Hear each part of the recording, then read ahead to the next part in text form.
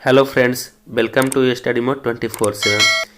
हम लोग बायोलॉजी के 1000 प्रश्न कर रहे थे, जिसका सेट 1, 2, 3, 4 हो चुका था। आज हम लोग सेट नंबर 5 करने वाले हैं, जो कि सभी प्रतियोगी एग्जाम के लिए बहुत ही महत्वपूर्ण है। तो वीडियो में लास्ट तक बने रहिएगा, बहुत ही ज़बरदस्त क्वेश्चन है। अगर आप लोग अभी तक चैनल को सब्सक्राइब नहीं किए तो चैनल को सब्सक्राइब कर लीजिए और बेल आइकन को प्रेस कर लीजिए, ताकि आप लोग को रेगुलर अपडेट्स मिलता रहे। तो चलिए फर्स्ट क्वेश्चन स्टार्ट करते हैं। क्वेश्चन नंबर 121 का रहा है, कार्बोहाइड्रेट पाचन के अंतिम उत्पाद क्या है? तो कार्बोहाइड्रेट पाचन के अंतिम उत्पाद मोनोसेकेराइड है। ऑप्शन नंबर ए सही जवाब हो जाएगा, मोनोसेकेराइड। तो हमारा ऑप्शन क्या है? हमारा ऑप्शन ए सही जवाब है। नेक्स्ट क्वेश्चन देखिए। नेक्स्ट क्वेश्चन कह रहा है, कौन सा पदार्थ शरीर के वृद्धि और नई कोशिकाओं के निर्माण में सबसे अधिक आवश्यकता है? तो ये प्रोटीन है। प्रोटीन है जो कि हमारे शरीर के वृद्धि और नई कोशिकाओं के निर्माण में सबसे अधिक आवश्यकता है। तो ऑप्शन नंबर डी सही जवाब हो जाएगा, प्रोटीन। नेक्स्ट क्वेश्चन देखिए। किस रूप में प्रोटीन्स का शरीर में संचरण होता है? तो ये अमीनो अम्ल के रूप में हमारे शरीर में प्रोटीन का संचरण होता है। तो ऑप्शन नंबर डी सही जवाब हो जाएगा, अमीनो अम्ल। नेक्स्ट क्वेश्चन देखिए। शरीर में यूरिया का संश्लेषण कहाँ होता है? तो शरीर में यूरिया का संश्लेषण ये यकृत में होता है। ऑप्शन नंबर बी सही जवाब हो जाएगा, यकृत। नेक्स्ट क्वेश्चन देखिए। नेक्स्ट क्वेश्चन कह रहा है, कीट का उत्सर्जी पदार्थ क्या है? तो कीट का उत्सर्जी पदार्थ यूरिक एसिड है। ऑप्शन नंबर सी सही जवाब हो जाएगा, यूरिक एसिड। अब देखिए इसका इंपॉर्टेंट पॉइंट्स आप लोग देख लीजिए। इंपॉर्टेंट पॉइंट इसमें क्या क्या है वो देख लीजिए। वैसा जीव जो उत्सर्जी पदार्थ के रूप में यूरिक एसिड निकालता है उसे हम लोग क्या कहते हैं?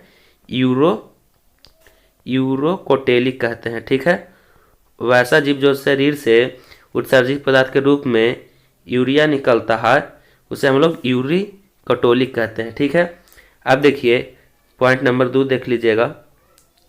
पॉइंट नंबर 2 देखिएगा, वैसा जीव जो उत्सर्जित पदार्थ के रूप में अमोनिया निकालता है उसे हम लोग अमोनोकोटोलिक कहते हैं। क्या कहते हैं? अमोनोकोटोलिक कहते हैं। ठीक है, चलिए नेक्स्ट क्वेश्चन देखते हैं। नेक्स्ट क्वेश्चन कह रहा है, सभी कीट होते हैं। तो सभी कीट कैसे होते हैं? ये यूरोकोटोलिक होते हैं। ऑप्शन नंबर बी सही जवाब हो जाएगा, क्या हो जाएगा? यूरोटेलिक होते हैं। सभी कीट होते हैं जो कि यूरोटेलिक होते हैं। नेक्स्ट क्वेश्चन देखिए। नेक्स्ट क्वेश्चन कह रहा है, रबो के रूप में सबसे पहले किस एंजाइम को तैयार किया गया? तो रबो के रूप में सबसे पहले ये यूरियस का तैयार किया गया। कौन सा एंजाइम? यूरियस एंजाइम को सबसे पहले रबो के रूप में तैयार किया गया। ठीक है, अब देखिए लाइपेज है जो कि फैट्स को फैटी एसिड में बदलता है। फैट्स को फैटी एसिड में बदलता है। ठीक है, एवं ग्लिसरॉल में परिवर्तन करता है। एवं किस में? एवं ग्लिसरॉल में परिवर्तन करता है। ये आप लोग ध्यान दीजिएगा। ठीक है, लाइपेज है जो फैट्स को फैटी एसिड में बदलता है एवं ग्लिसरॉल में परिवर्तन करता है। क्वेश्चन नंबर 128 कह रहा है, उत्सर्जन की इकाई को क्या कहते हैं? तो उत्सर्जन की इकाई को हम लोग ये नेफ्रॉन कहते हैं। ऑप्शन नंबर सी सही जवाब हो जाएगा, नेफ्रॉन। ठीक है, किडनी की इकाई को हम लोग क्या कहते हैं? नेफ्रॉन कहते हैं। किडनी की इकाई को हम लोग क्या कहते हैं? नेफ्रॉन कहते हैं। और ये क्या हो जाएगा? तंत्रिका तंत्र की इकाई को हम लोग न्यूरॉन कहते हैं। तंत्रिका तंत्र की इकाई को हम लोग न्यूरॉन कहते हैं। और देखिए एक्सॉन है जो कि ये न्यूरॉन का हिस्सा है। किसका? इसका हिस्सा है। ठीक है, तो ये इंपॉर्टेंट पॉइंट्स था, आप लोग देख लीजिएगा। चलिए नेक्स्ट क्वेश्चन देखते हैं। नेक्स्ट क्वेश्चन कह रहा है, वृक्क की खराबी के कारण रक्त में यूरिया की मात्रा बढ़ने को क्या कहते हैं? तो इसे हम लोग क्या कहते हैं? यूरेमिया कहते हैं। ऑप्शन नंबर ए सही जवाब हो जाएगा, यूरेमिया। ठीक है, तो वृक्क में किडनी की खराबी के कारण यूरिया बढ़ जाने के कारण क्या हो जाता है? यूरेमिया हो जाता है। नेक्स्ट क्वेश्चन देखिए, पक्षी होते हैं पक्षी क्या होते हैं? तो पक्षी होते हैं जो कि यूरोकोटोलिक होते हैं। ऑप्शन नंबर सी सही जवाब हो जाएगा, यूरोकोटिलिक। ठीक है, अब देखिए यूरोकोटिलिक किसे कहते हैं? तो वैसा जीव जो यूरिन को यूरिक एसिड निकालते हैं। क्या? यूरिन से यूरिक एसिड निकालते हैं, यूरिक एसिड निकालते हैं, उसे हम लोग क्या कहते हैं? यूरिकोटोलिक कहते हैं। चलिए नेक्स्ट क्वेश्चन देखते हैं। मनुष्य में वृक्क में पथरी बनती है। तो मनुष्य में वृक्क में पथरी कहाँ बनती है?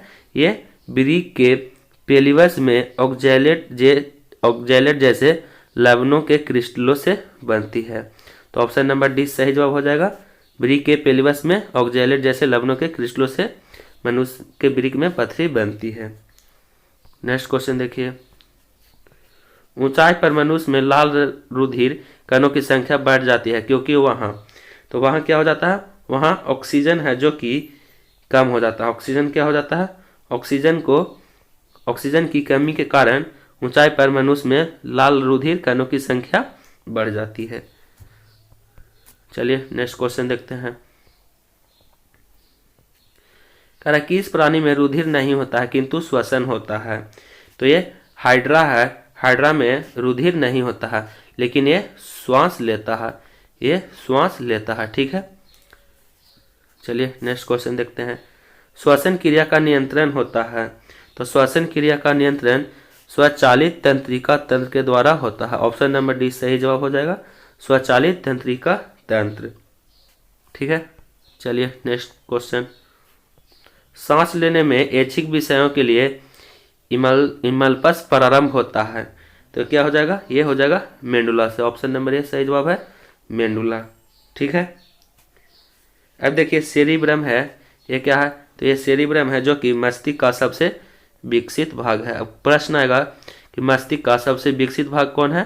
तो ये सेरिब्रम है जो कि मस्तिष्क का सबसे विकसित भाग है। तो ये आप लोग याद रखिएगा। चलिए नेक्स्ट क्वेश्चन देखते हैं। नेक्स्ट क्वेश्चन कर रहा है एक समान मनुष्य 1 मिनट में सांस लेता है। तो एक समान मनुष्य 1 मिनट में सांस 14 से 18 बार लेता है। तो ऑप्शन नंबर सी सही जवाब हो जाएगा, 14 से 18 बार। चलिए नेक्स्ट क्वेश्चन। श्वसन क्रिया किसके द्वारा नियंत्रित होता है? तो श्वसन क्रिया ये मेंडुला ओब्लांगेटा से होता है। मेंडुला ओब्लांगेटा से श्वसन क्रिया नियंत्रित होता है। तो ये आप लोग याद रखिएगा। ऑप्शन नंबर डी सही जवाब हो जाएगा, मेंडुला ओब्लांगेटा। चलिए नेक्स्ट क्वेश्चन देखते हैं। हाइबरनेशन के समय मेढक श्वसन करता है। तो हाइबरनेशन के समय मेढक है जो कि नम त्वचा द्वारा श्वसन करता है। तो ऑप्शन नंबर डी सही जवाब हो जाएगा, नम त्वचा द्वारा।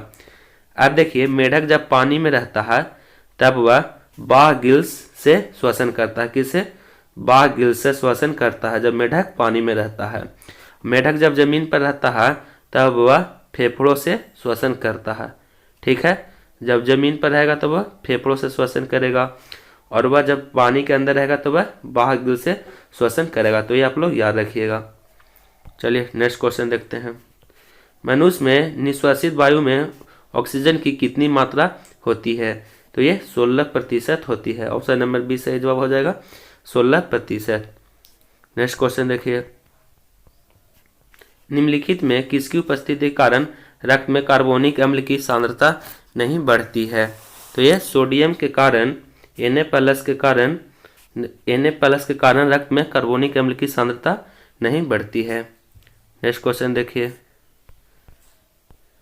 नेक्स्ट क्वेश्चन कह रहा नेत्र लेंस पर पड़ने वाली किरणों का नियंत्रण होता है।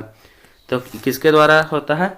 ये होता है आइरिस के द्वारा। ऑप्शन नंबर बी सही जवाब हो जाएगा, आइरिस के द्वारा किरणें जो पड़ती है हमारे आंख पे वे इससे नियंत्रण होती है।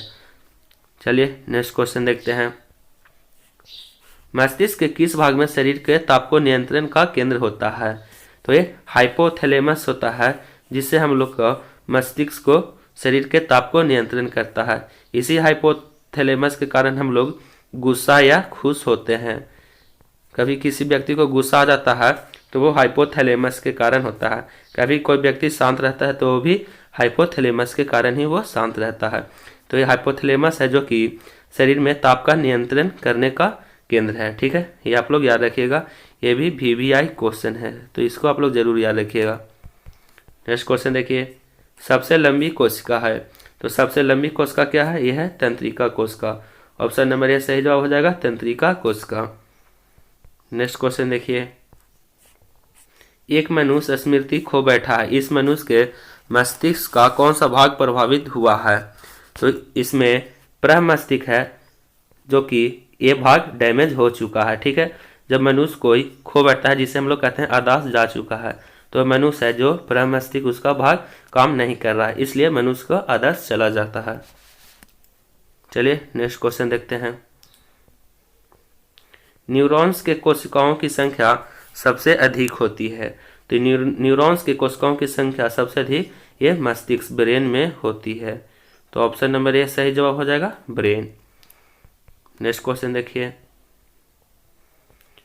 निम्नलिखित में से किस जंतु में तंत्रिका तंत्र होता है परंतु मस्तिष्क नहीं होता है? तो ये किस में नहीं होता है? ये हाइड्रा में तंत्रिका तंत्र होता है परंतु इसमें मस्तिष्क नहीं होता। तो ऑप्शन नंबर डी सही जवाब हो जाएगा, हाइड्रा। नेक्स्ट क्वेश्चन देखिए, अन्य जंतुओं की अपेक्षा मनुष्य के मस्तिष्क का कौन सा भाग अधिक विकसित होता है? तो ये प्रमस्तिष्क होता है। ऑप्शन नंबर ए सही जवाब हो जाएगा, प्रमस्तिष्क। जंतुओं की अपेक्षा मनुष्य के मस्तिष्क का प्रमस्तिष्क भाग है जो कि अधिक विकसित होता है।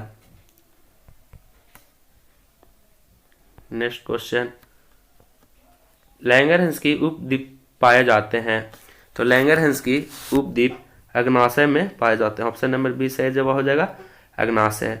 अब देखिए, अग्नाशय से ज़्यादा इंसुलिन निकालने पर ये मधुमेह नाम का एक बीमारी होता है जिसे हम लोग इंग्लिश में डायबिटीज कहते हैं। ठीक है, तो ये आप लोग ध्यान दीजिएगा।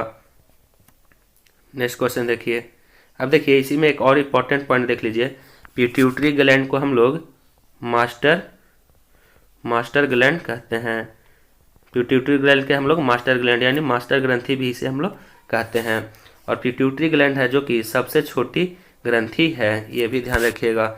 सबसे छोटी ग्रंथि कौन है? तो ये हो जाएगा पिट्यूटरी ग्लैंड। चलिए नेक्स्ट क्वेश्चन देखिए, वृद्धि हार्मोन स्रावित होता है, तो वृद्धि हार्मोन है जो कि पिट्यूटरी ग्लैंड से स्रावित होता है। ऑप्शन नंबर क्या? डी सही हो जाएगा, पिट्यूटरी ग्लैंड से वृद्धि हार्मोन स्रावित होता है। नेक्स्ट क्वेश्चन देखिए, सबसे बड़ी ग्रंथि है, तो सबसे बड़ी ग्रंथि है जो कि लीवर। ऑप्शन नंबर सी सही जवाब हो जाएगा, लीवर है जो कि सबसे बड़ी ग्रंथि है।